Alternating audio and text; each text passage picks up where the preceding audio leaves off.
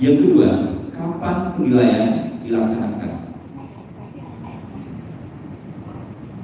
Yang pertama,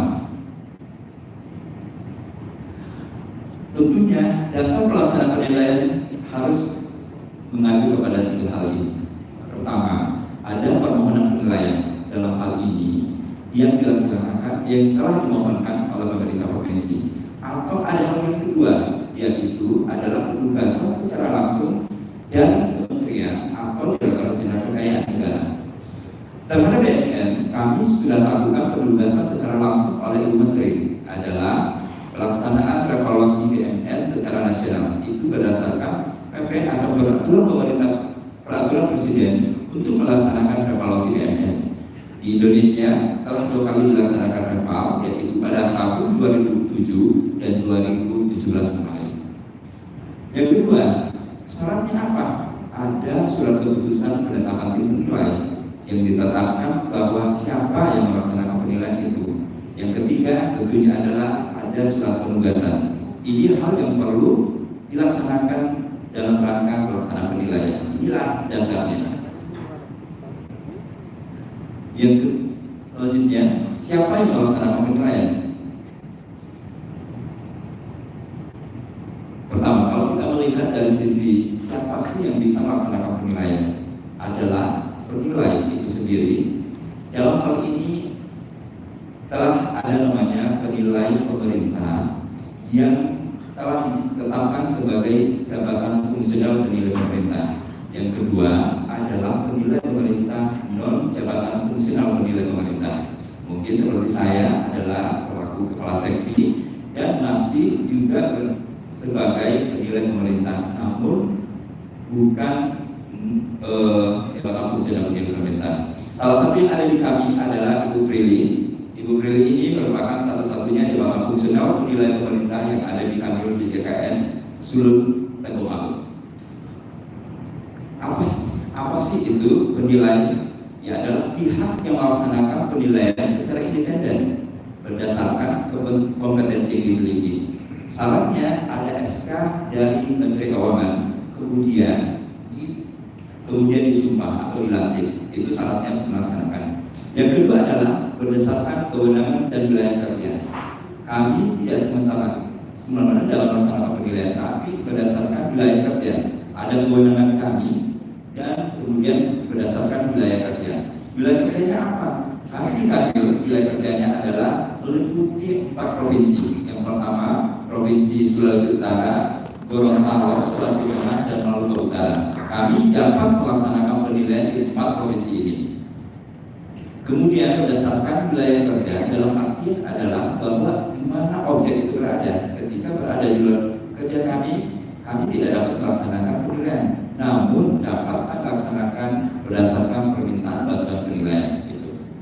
Mungkin kalau kita melihat kepada wilayah kerja, satu ada 5 objek yang ada di wilayah ibu kota DKI Jakarta, sehingga kami permohonan tersebut diteruskan kepada kanwil DJKN DKI Jakarta.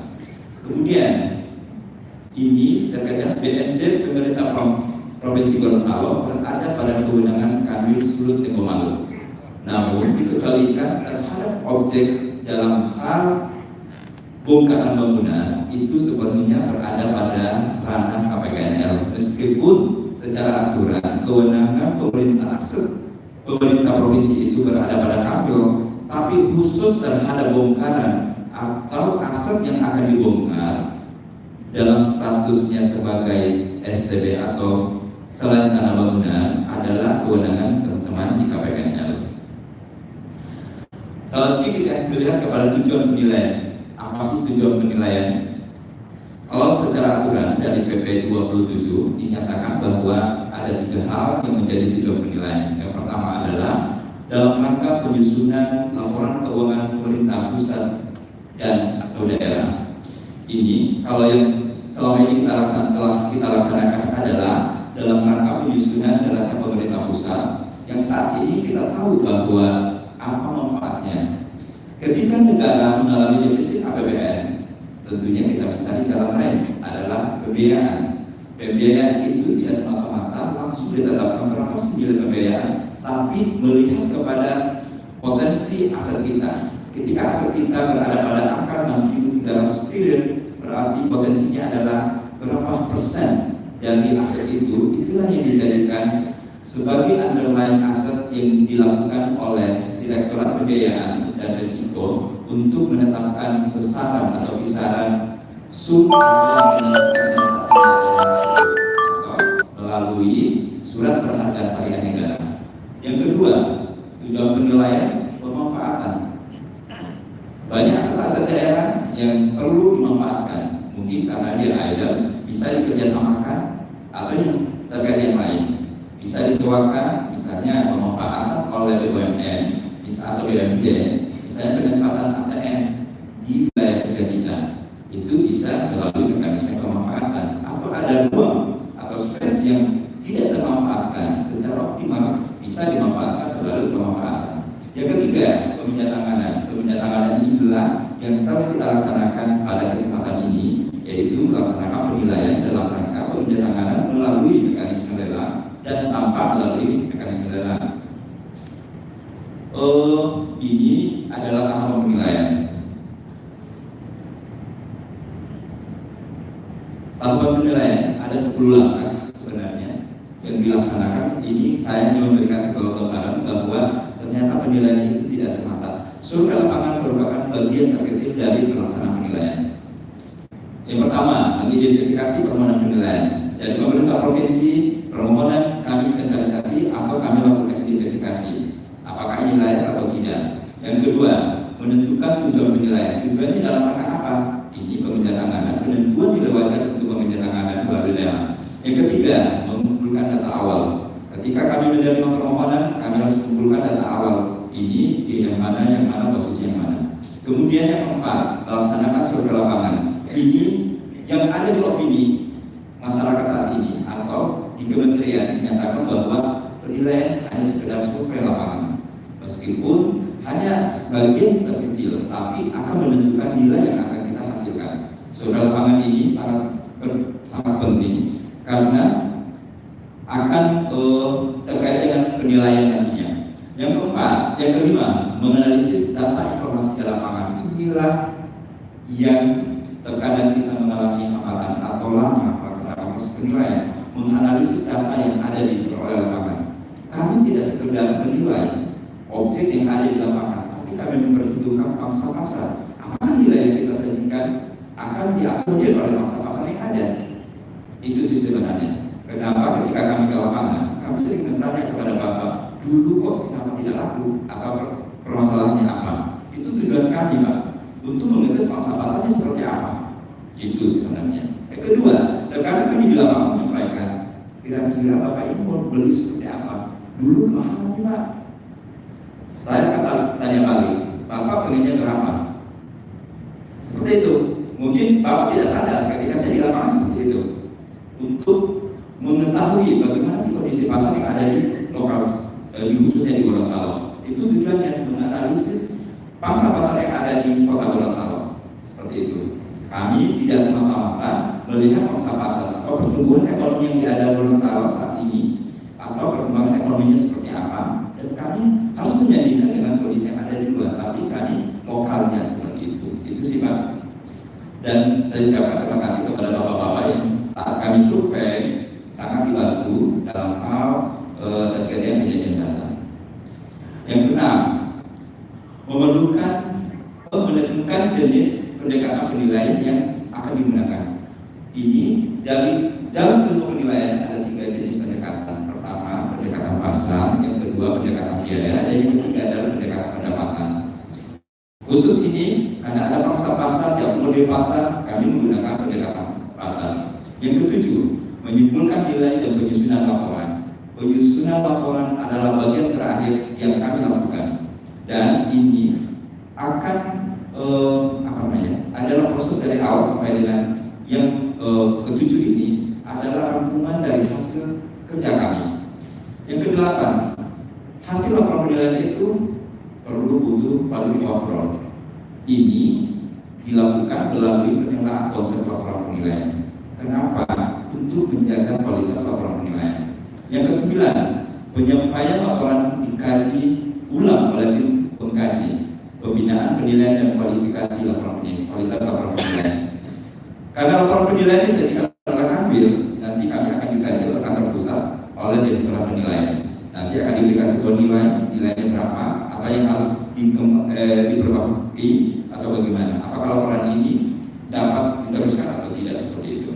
Yang terakhir adalah pembentukan basis data penilaian. Ini sudah diamanatkan di Peraturan Menteri Keuangan. Pembentukan basis data nantinya adalah mungkin selama ini Bapak di pemerintah daerah pernah menerima surat dari teman-teman di KPKNL terkait dengan permintaan data transaksi baik tanah maupun yang lainnya. Ini tujuannya adalah yang ini, Pak. Mohon izin Pak, kami menyampaikan hasil kegiatan penilaian PMD tahun 2022 yang sebelumnya telah kita laksanakan. Kita melihat kepada tahapannya. Ini terkait dengan permohonan 153 objek. Kami bagi dua tahap. Yang pertama tahap 1 sekitar ada 14 SKPD. Yang kedua adalah 8 SKPD. Total SKPD adalah 22. Kemudian targetnya melihat kepada target ada sekitar 153. Tapi yang dapat kami laksanakan penilaian hanya 147. Kenapa?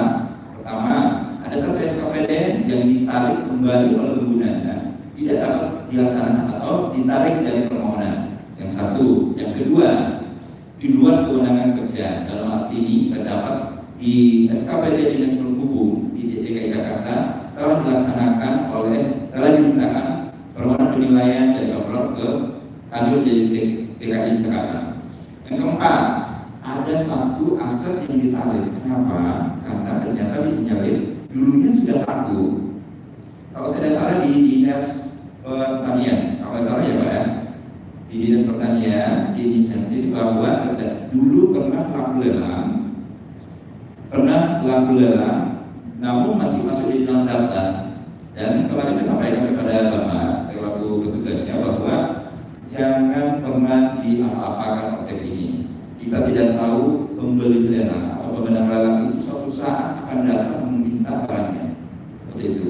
Makanya mungkin ini akan ditelusuri kembali datanya. Apakah memang benar adanya telah laku lelang dan memiliki risalah lelang? Yang terakhir, kemudian kami ada 4 kategori ya Pak. Kemarin kami memberikan 4 kategori. Yang pertama adalah roda 4, yang kedua roda 2, yang ketiga adalah alat angkut, jet ski dan scrap. Ini yang kami laksanakan penilaian.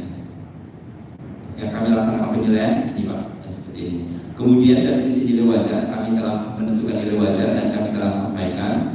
Kami tidak menyebutkan berapa sih estimasi nilai wajarnya karena sepenuhnya adalah kewenangan daripada pemohon. Seperti itu. Kalau yang tahap 2 ini nilainya adalah on progress. Kami masih butuh 1 survei. Kami masih ada 1 objek yang belum kami survei. Infonya ada di bengkel kalau tidak salah Pak Iwan, seperti itu.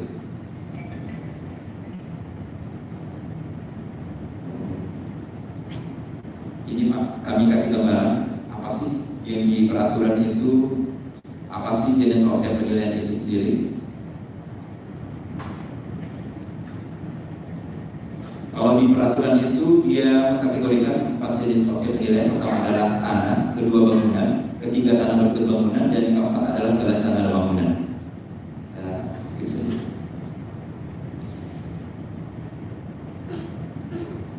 Ini yang kita kondisi yang ada di lapangan adalah peralatan dan mesin. Pertama kendaraan roda 2, roda 3 dan roda 4. Kemudian alat angkutan apung. Yang ketiga adalah scrap atau limbah padat, sisa suatu usaha dan lain-lainnya. Ini ada jenisnya Pak, kategori.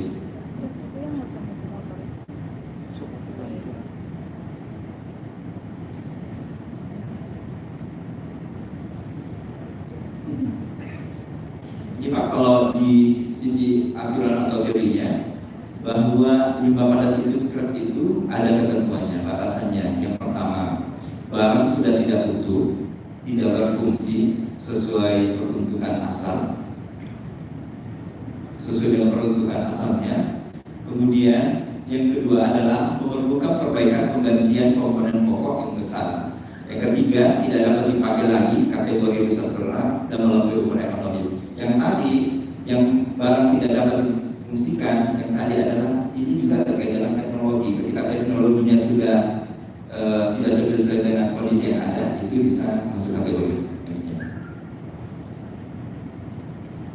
Mungkin demikian Pak. Terima kasih. Wabillahi taufiq wal hidayah. Assalamualaikum warahmatullahi wabarakatuh.